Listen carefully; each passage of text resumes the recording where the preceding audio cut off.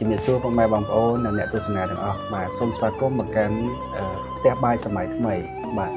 Kin KH Kitchen and Cooking បាទសម្រាប់ថ្ងៃនេះគឺខ្ញុំបាទមានជាគ្រឿងផ្សំគោលបាទមានគ្រឿងសមុទ្របាទ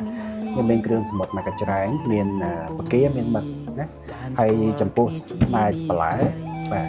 ផ្នែកបន្លែគឺយើងមានប៉ុណ្ណេះបងប្អូនណាគឺយើងមានខ្ទឹមបារាំងបាទមានប៉េងប៉ោះមានផ្សិតម្ជុលបាទមានជាមួយនឹងស្ពៃផាត់ណាខៀវបាទជាមួយនឹងស្លឹកគ្រៃហើយនឹងខ្ទឹមបាទចំពោះគ្រឿងទេសរបស់យើងគឺមានដូចជាបាទនេះបងប្អូនឃើញទេគ្រឿងต้มយำបាទយើងមានទឹកដោះគោឆៅហើយអ្វីដែលសំខាន់នោះគឺយើងមានទឹកផ្សំគ្រឿង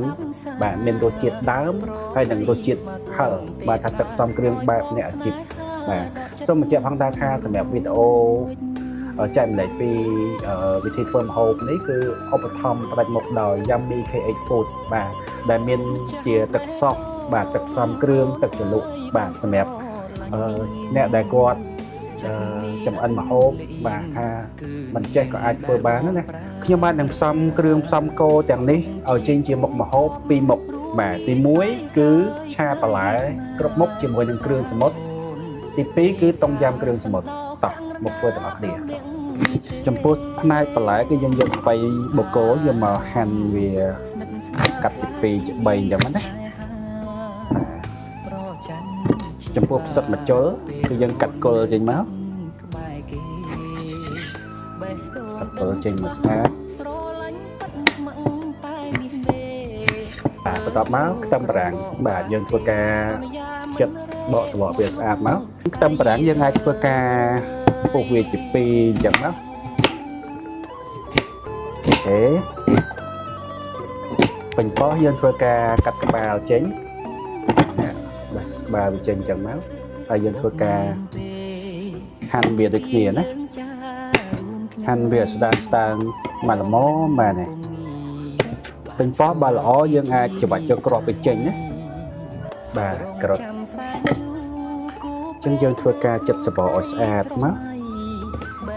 បាទចំពោះការចិតបន្លែគឺយើងមានសិល្បៈក្នុងការចិតគឺខុសៗគ្នាច្រើនណាបងប្អូនយើងហាន់ស្ដើងចេញមកចេញផ្កាយមកកង់ចាក់គេថាប្រូកូលីបងប្អូននេះវាមាន2អញ្ចឹងយើងកាត់វាមកការកាត់វាកង់ល្មមមកដាក់ចូលមាត់ទៅល្មមអូខេយើងហាន់ហើយយើងដាក់មួយអន្លើដើម្បីយកទៅលាងបាទនេះគឺចំពោះគ្រឿងសមុទ្ររបស់យើងគឺមានមឹកមានបកាណាគឺយើងមកធ្វើវាសិនណាលាងសម្អាតចំពោះបការបស់យើងគឺយើងធ្វើការបកក្បាលមកបេះក្បាលចេញណាហើយយើងធ្វើការបកសម្បកវាស្អាតណាបងប្អូន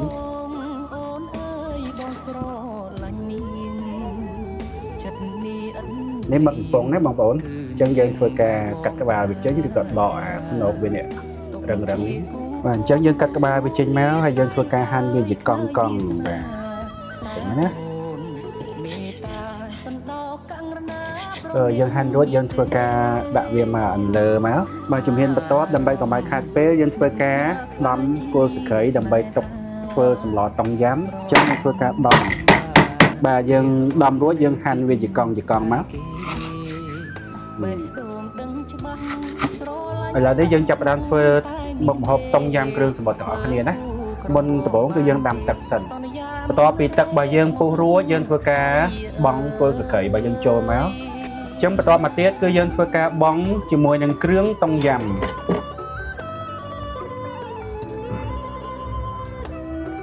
របៀបធ្វើងាយទេបាទអញ្ចឹងបងប្អូនសម្រាប់មុខម្ហូបរបស់ខ្ញុំ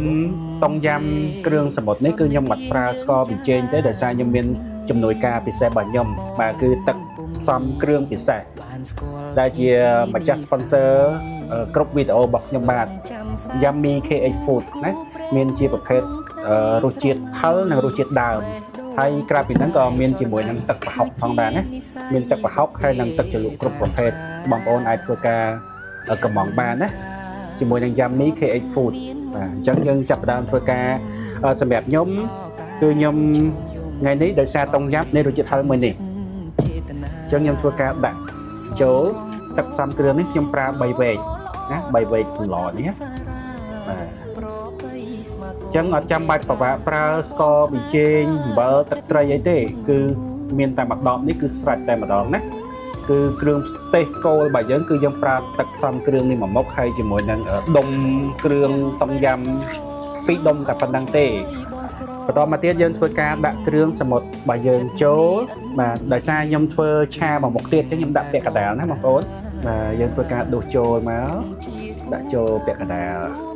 បន្លែរបស់យើងធ្វើការលាងឲ្យស្អាតបែបនេះមកហើយតមកយើងធ្វើការចាក់ចូលយើងចាក់ចូលរួមគ្នាទាំងអស់តែម្ដងទៅបាទដល់កូរឆៅគឺយើងដាក់ចូលដូចគ្នាណាយើងកោះមកអូខេសម្លរបស់យើងគឺដាក់គ្រឿងផ្សំរួចរាល់អស់ហើយកំពុះហើយដែរឥឡូវនេះយើងធ្វើការភ្លក្សទាំងអស់គ្នាណា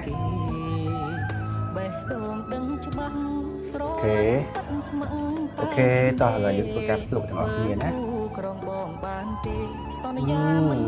ជួយមែនតើ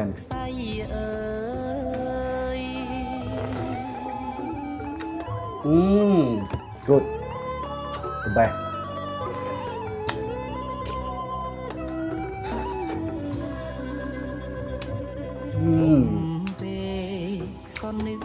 ជាតិបងប្អូន